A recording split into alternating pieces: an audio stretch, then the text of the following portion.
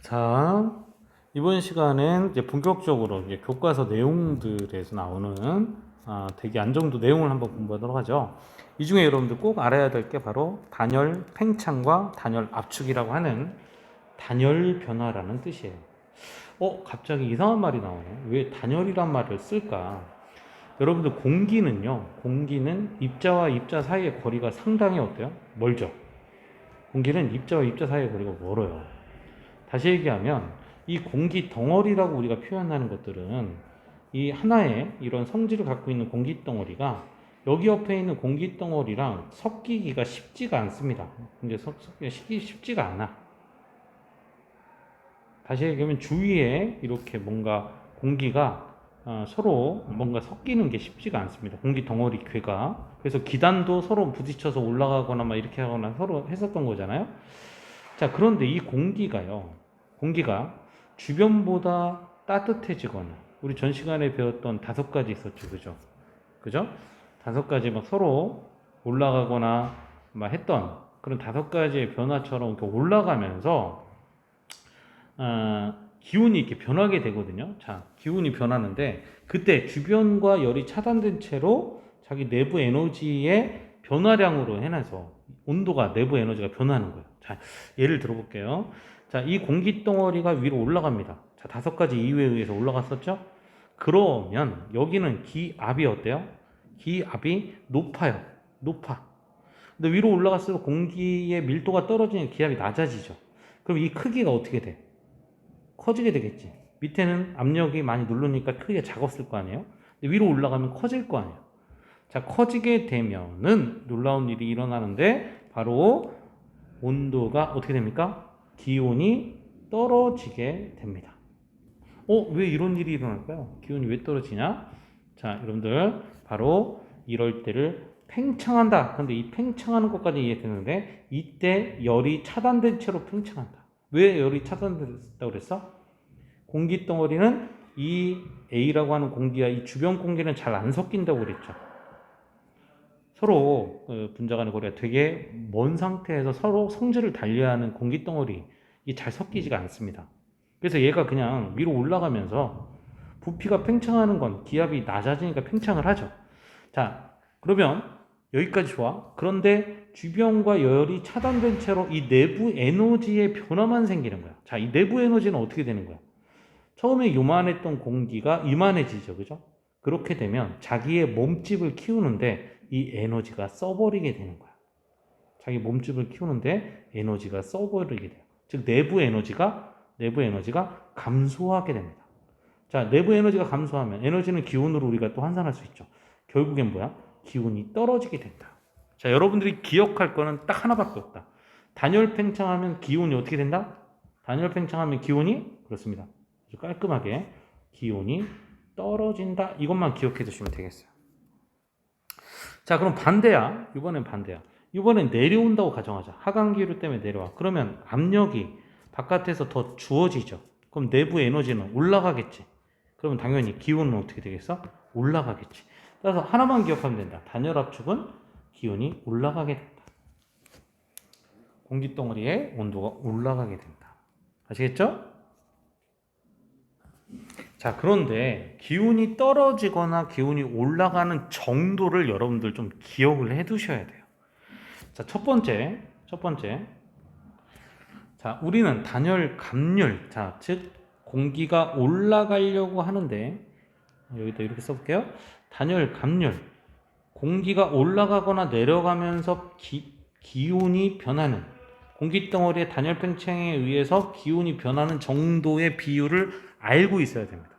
자, 일단 3가지를 알고 있어야 돼요. 첫 번째, 건조한 공기, 즉 불포화된 공기가 올라가면서 건조 단열 감률이, 이 건조 단열 감률이라는 얘기는 이 얘기는 불포화된 공기를 얘기하는 거야. 아직 포화되지 않은 공기.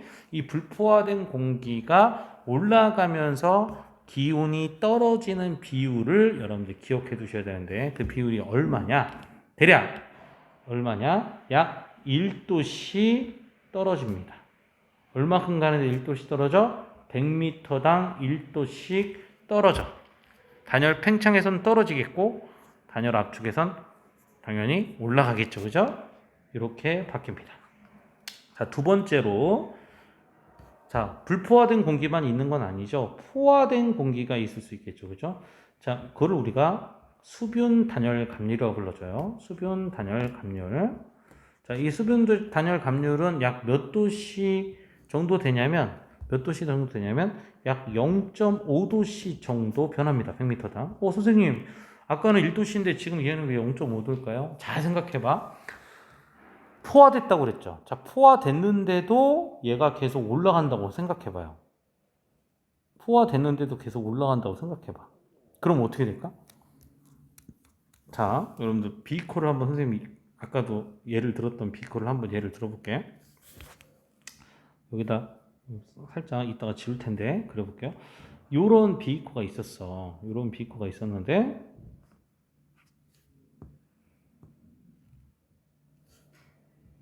자, 요 비커가 이렇게 있었어요.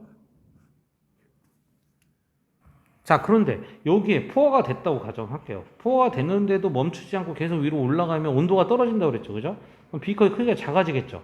그럼 이 남아있는 물이 바깥으로 나가겠지. 그지? 즉, 비커 안에서는 수증기였는데 바깥으로 나가면 이제 구름이나 이슬이 된다고 그랬죠. 그죠? 바로 수증기라는 기체가 바로 물이라고 하는 무엇으로 바깥으로 나오는 거야? 액체로 나오게 되죠. 그죠? 그럼 기체가 액체로 나올 때 여러분들 열을, 에너지를 바깥으로 내뿜죠. 자, 따라해봐요. 상태 변화 열, 잠열. 여러분들 바로 태풍의 에너지가 나와 똑같죠. 즉 수증기인 기체가 물이라는 액체로 바뀌면서 주변에 열을 공급해주기 때문에 아까 건조 단열 감률보다는 온도가 조금 덜 떨어지게 되는 거예요. 이유는 뭐다? 왜냐하면 바로 상태 변화 열 때문이다. 잠열 때문이다. 이렇게 생각하면 되겠습니다. 자, 세 번째입니다. 세 번째는 바로 무슨 감열도 있냐면 이슬점 감열도 있는 거야. 와, 이게 도대체 무슨 말이냐? 그래서 이슬점 감열은 뭐예요? 일단은 결론부터 얘기하고 갈게요. 이슬점 감열은 0.2도씨 100m당 떨어집니다. 선생님, 도대체 이해가 안 되는데요? 잘 한번 생각해 보자. 얘들아. 이슬점이 뭐였었죠? 이슬점 우리 전 시간에 배웠던 게 뭐였었지? 그렇습니다. 현재 갖고 있는 수증기만으로 포화시킬 때의 온도다. 그렇게 얘기를 했었죠. 그죠? 다시 얘기하면 현재 이슬점은 뭐랑 똑같으냐면 이슬점이라고 한 녀석은 뭐랑 똑같다고 보는데 현재 갖고 있는 수증기가 많으면 이슬점도 높고 현재 갖고 있는 실제 수증기가 적으면 이슬점도 낮겠지. 그죠? 이슬점이 주는 의미는 지금 갖고 있는 수증기랑과 같은 의미가 되고 또 뭐랑도 같은 의미가 되겠어? 절대 습도랑 같은 의미가 되는 거예요. 세 같은 의미가 되는 거야. 자, 그런데 이슬점 감률은 왜 생기냐? 자, 다시 이 그림으로 한번 가볼게요. 이거 좀 지워도 되죠? 자, 이 그림으로 한번 가볼게. 자, 가봤어. 자, 가봤더니 어떻게 돼? 지금 얘가 요 공기가 위로 올라가면서 팽창되잖아요. 그죠? 팽창되지? 그러면 우리 절대 습도나 수증기의 단위가 뭐였어요? 그램 퍼 메타 세제곱이었죠. 그죠? 다시 얘기하면 요만했던 녀석이 이만해진다는 거예요. 그럼 원래 이 안에 차지하고 있었던 수증기가 여기 이렇게 넓게 퍼지겠죠. 그죠? 넓게 퍼지면 동일한 1m 세제곱, 동일한 1m 세제곱에 여기도 이만큼 떼갖고 동일한 1m 세제곱에 몇 g의 수증기가 들어가 있느냐를 보면 얘는 어때? 아까 한 곳에 집중되어 있었던 요 수증기가 여기 이렇게 퍼졌으니까 동일한 부피 안에 이 수증기의 양이 떨어지게 된다는 거야. 다시 얘기하면 절대 습도 또는 수증기의 양이 점점 떨어지게 되므로 실제 갖고 있는 수증기만으로 포화시킬 때 온도도 떨어지겠죠. 그 떨어지는 비율이 100m당 약 0.2도 정도 떨어진다. 이유는 뭐 때문인 거야? 그래, 바로 팽창되기 때문에 나타나는 현상이다. 이렇게 보시면 되겠죠? 그렇죠? 여러분들 이게 이해가 다 되셨으면 전 시간까지 잘 탄탄하게 이해를 하신 거예요. 자, 한번 넘어가 볼게요. 자, 방금 선생님이 얘기했던 것처럼 자, 요거에 뭐야? 여기 보니까 건조 단열선, 여기가 수분 단열선. 자, 건조 단열선은 얼마 된다고 그래? 건조 단열 변화는 얼마? 불포화된 공기라고 그랬죠. 그 녀석이 올라가면서 100m당 1도씩 떨어진다고 그랬고, 수분 단열 감률은 포화된 공기가 올라가면서 0.5도밖에 안 떨어진다. 왜? 그렇죠. 포화된 공기가 계속 올라가면 뱉어내야 되니까 기체가 액체로 바뀌면서 주변에 열을 공급해주기 때문에 그렇다 그랬죠. 그러니까 기울기가 어때요? 그래, 건조 단열 감률은 이렇게 기울기가 상당히 이렇게 많이 꺾이는 데 반해서 얘는 어때? 이렇게 좀 덜 꺾이는 모습을 갖고 있죠. 그럼 여기서 계산을 한번 잠깐 해볼게. 여기 보시니까 어떻게 되어 있어요? 지금 현재 요만큼 돼 있는 녀석의 높이, 그죠? 여기 20이라면 20도였었다면 얘가 1km 더 올라갔어. 1km면 100m가 10번 올라간 거니까 어때요? 즉 여기에 뭐라고 써 있어? 수치가. 그렇죠. 20도씨에서 10도씨로 떨어진 거 보이죠? 오히려 또 이렇게 내려오게 되면 10도에서 20도로 올라가는 거 보이죠? 그죠? 자, 이거는 마찬가지로 5도씩 떨어지는 거 보이죠? 키로당. 자, 이게 단열 감률을 보여드리는 겁니다. 자, 그러면 이제 되게 재밌는 거 하나만 보고 이번 시간을 마무리할 건데요. 자, 어떤 공기가 위로 올라가면서 도대체 구름이 그러면 왜 생기는 거냐를 지금부터 한번 선생님하고 공부를 해볼게요. 자, 일단 이 그림만 먼저 보고 얘기를 할게. 자, 여기가 부등가열이 됐다고 가정하자. 부등가열. 여기 가열이가 써 있으니까 위로 올라가면서 단열 팽창이 일어나겠죠. 그죠? 그럼 건조 단열 감률에 따라서 몇 도씩 떨어지겠어? 여기에는 포화된 상태가 아니야, 무조건. 그죠? 포화됐다면 내 눈에 물기가 보여겠지. 안 보였으니까 포화된 상태가 아니야. 그러니까 불포화된 공기가 위로 올라가면서 온도가 떨어져. 단열 팽창이 떨어져. 그럼 무슨 단열 감률로 가겠어요? 건조 단열 감률을 따라서 올라가겠죠. 그죠? 점점 부피가 커집니다. 그러다가 뭐가 생겼어? 상승 응결 고도가 생겼다. 야, 여기서 뭐가 됐다란 얘기예요. 드디어 이 이상부터는 기온과 이슬점이 같아지는 시점이다. 그 얘기는 뭐야? 비커는 이만한데 물이 가득 찼다, 그런 얘기죠. 그 이 밑에는 어땠겠어? 비커는 이만한데 더 큰데 물은 어땠어? 물은 요만큼밖에 없었을 거야, 그치? 자, 그런데 이 녀석 위로 올라가. 이게 올라가면 어떻게 될까요? 이 비커 그림으로만 좀 표현을 해보면, 그래, 비커는 점점 기온이 떨어지기 때문에 비커의 크기는 점점 작아질 거야. 이게 작아질 거야, 그죠? 작아질 거야. 얼마씩 작아져? 1도씩, 100m당 1도씩 작아지는 거야. 그럼 이 수증기의 양은 그대로일까요? 수증기의 양도 조금씩 줄지. 얼마씩 줄지? 0.2도씩 줄죠. 왜? 이슬점도 준다고 그랬잖아. 이슬점은 실제 갖고 있는 수증기량과 똑같은 의미죠. 근데 누가 더 빨리 줄어? 비커의 크기가 더 빨리 줄죠. 100m당 0.8도 정도 차이 나지, 그치? 그러니까 점점 더 빨리 줄면서 얘도 줄지만, 수증기량도 줄지만, 비커의 크기가 더 빨리 주는 거야. 그러다가 딱 만나는 시점, 둘이 딱 만나는 시점. 다시 얘기하면, 비커의 크기하고 수증기의 양이 딱 만나는 시점. 그럼 바로 뭐야? 기온과 이슬점이 같아지는 시점. 우리는 이 시점을 무슨 상태라고 한다? 포화 상태라고 하죠. 그런데 멈추지 않고 계속 올라가. 계속 올라가면 이제는 어떻게 돼?